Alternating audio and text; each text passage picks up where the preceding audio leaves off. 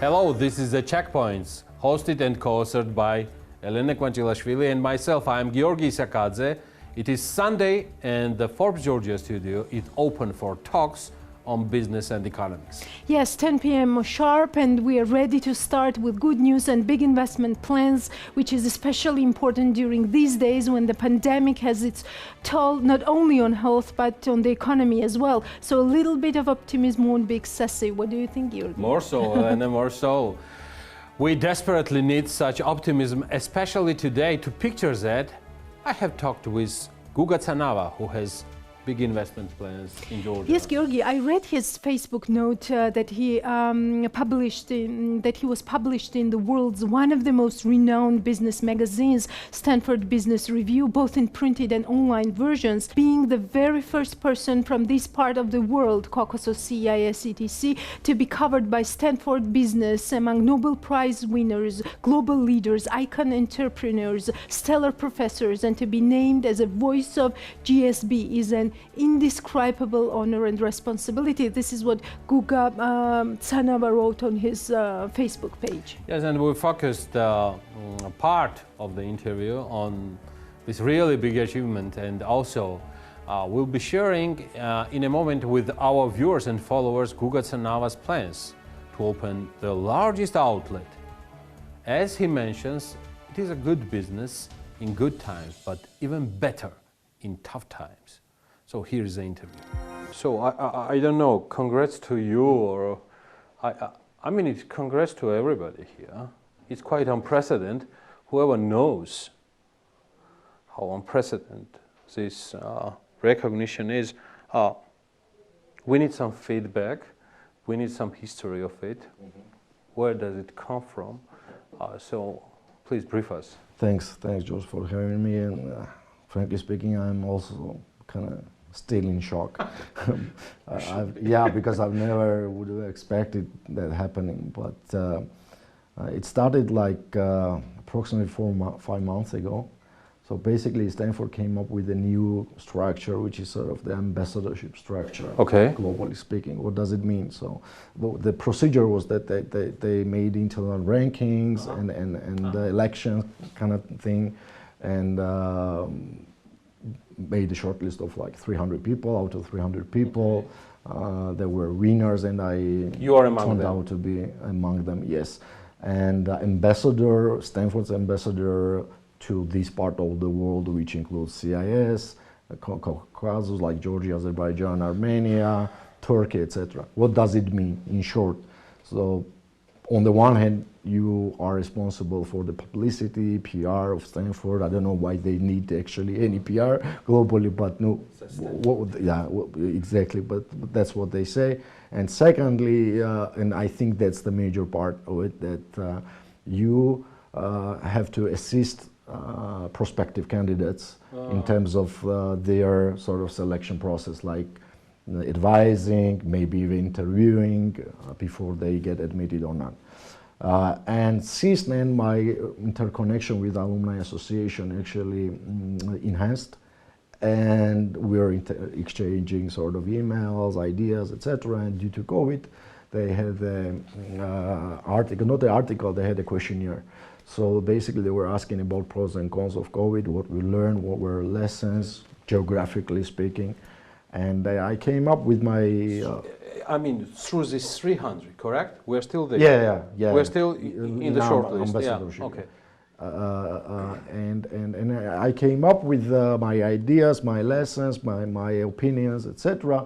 And after 1 month, well, since I've been elected already as ambassador, after 1 month, I'm getting an email saying that they would like to have a longer conversation with me, and if I could allow 2 hours of my time.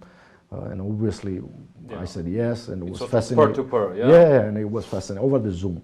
Okay. And it was fascinating. I said yes, but the most surprising was that when I actually got a call, Yeah. And I looked at I looked at the person who were sitting in front of me. He introduced himself from the Stanford Publishing, not the business school. You didn't expect that? No, I thought it was alumni association. Sure.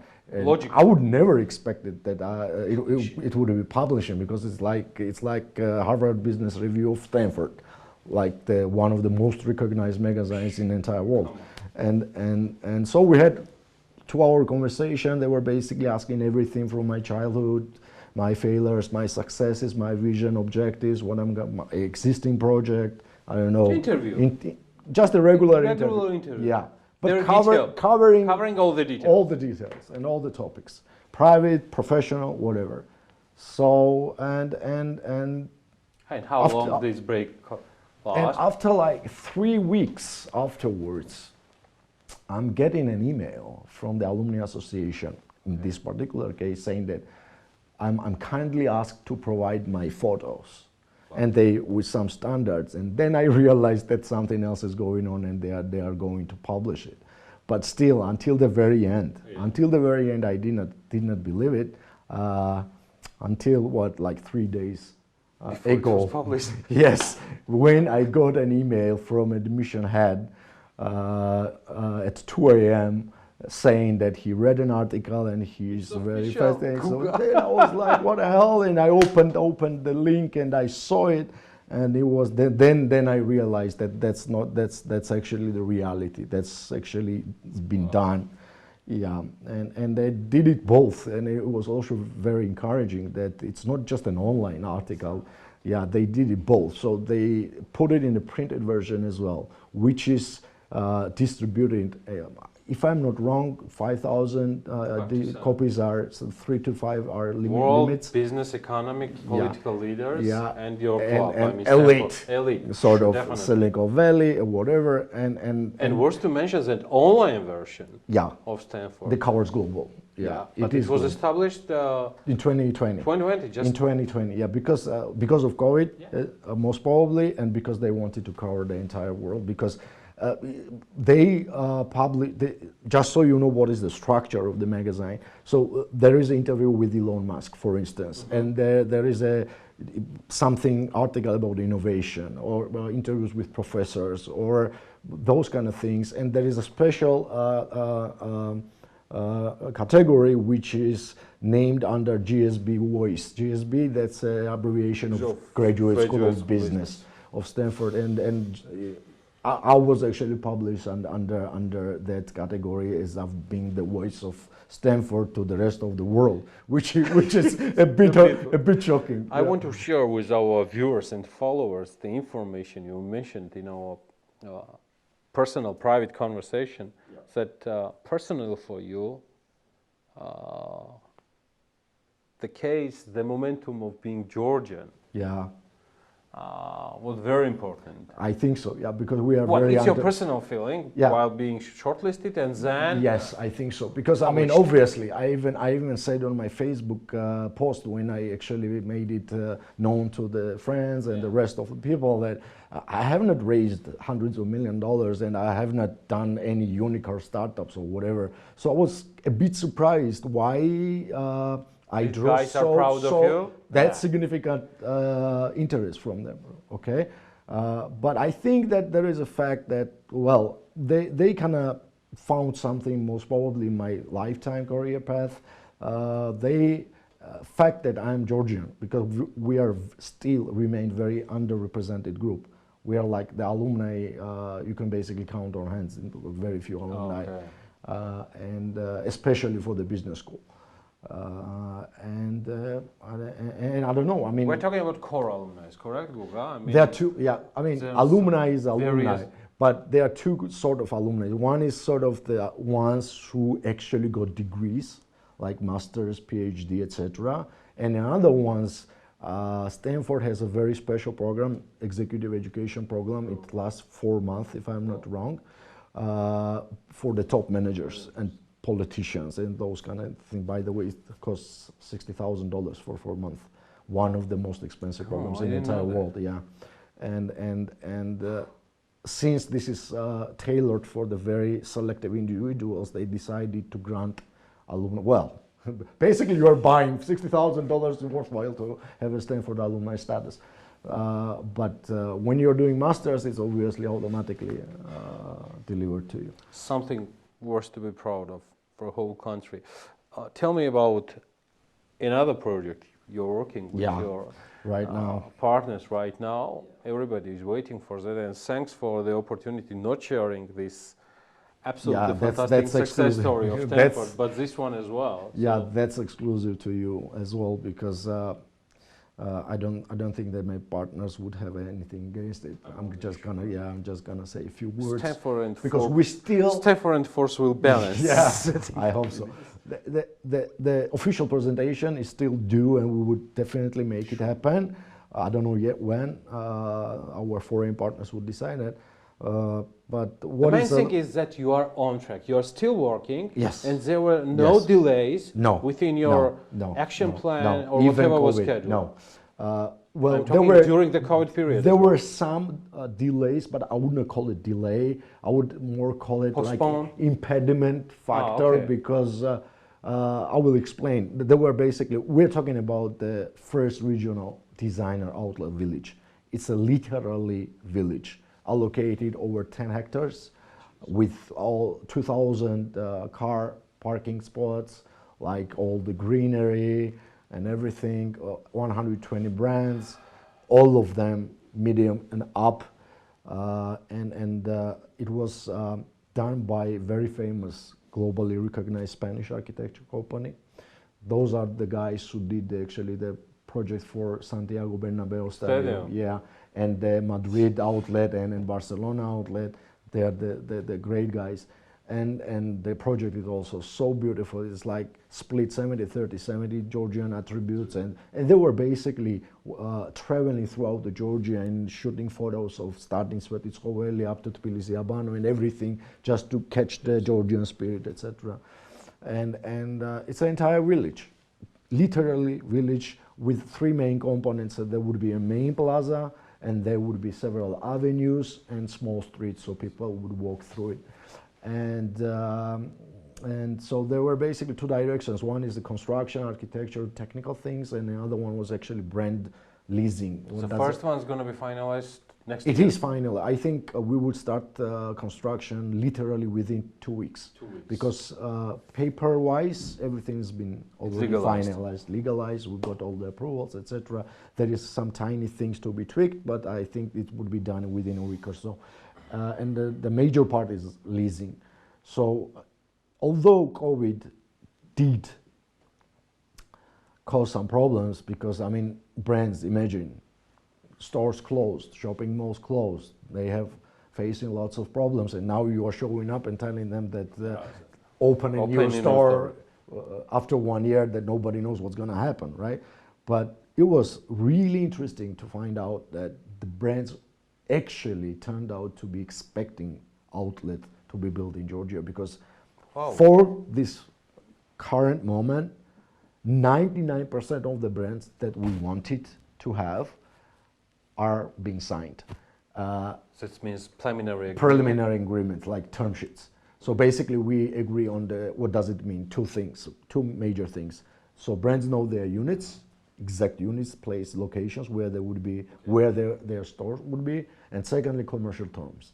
So before the opening, 5-6 months before the opening, we would get back to the brands and make the real, like, general lease agreement, and those term sheet conditions would be automatically depicted into the agreement. 99% of them are already signed. Which is, I mean, unprecedented story. Even our Americans are saying, the company who is in the management, they never seen such a precedent in their entire career.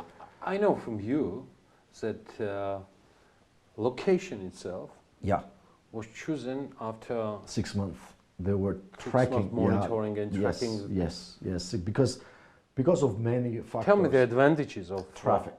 Traffic. Yeah. That's two things: traffic, and that's the major crossroad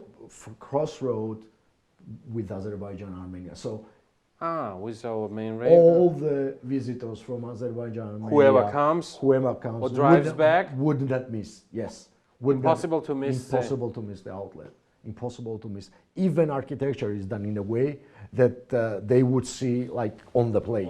Facade of all these beautiful, no chance yes, even. all these beautiful things, etc. Well, there are some other additional things, but I'm not allowed to say yet. We are talking with a very famous international brand who would considers to build a drive-through there. That's But you're allowed to say that some brands are also represented from our neighbor international groups. Yes, so that's worth to mention as well. Yes, we signed agreement with the Azeris, a very famous group, fashion group, Armenians. We have talks with Russian, Ukrainian, Baltic groups. We have talks with American groups, Italian, European, I don't know, because I'll tell you why. What is the key problem? That whatever brands we wanted to have, we already sort of signed. And it is only 50%. So we need to fill out the rest of the stores, right? And the only way to do it to bring new brands. So now 100% of leasing process is outside Georgia. To bring new brand is not that easy. Why? Because they request to open first the full price store, regular one, and then outlet. Opening regular one is difficult. Imagine if you open Dolce & Gabbana, for instance, on the main avenue. Doesn't matter where. Well, the probability that they would sell is not that high, right? So investors, they don't want to bear that risk. That's why we have different strategies. There are brands who are considering to come directly themselves. There are brands who are asking us for local investors, partners.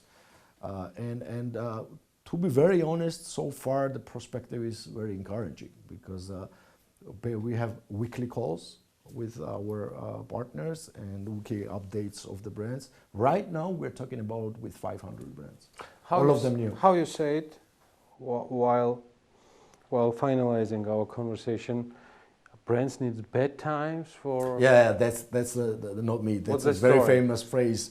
They say that outlets are good in the good times and the best in the worst times. Worst times. Yeah, and the logic behind it. Actually, two things.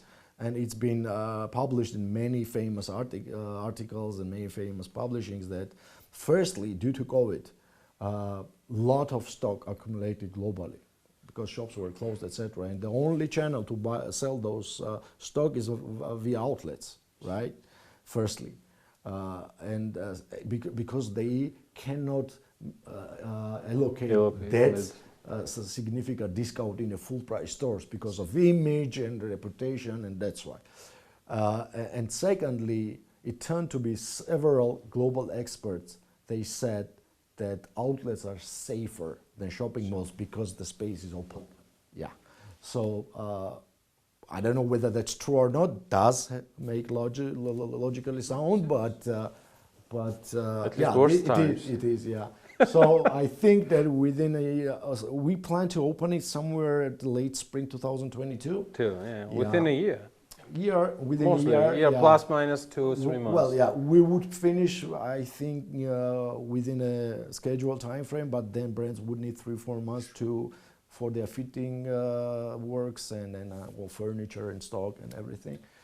And fantastic. We'll see. And the opening, I think, we would make a grand opening. So you graduated from Mr. Forbes to Mr. Sanford already at the publishing. Good luck, Guga. Thank you so much for your time. Thank you for having me. Thank you.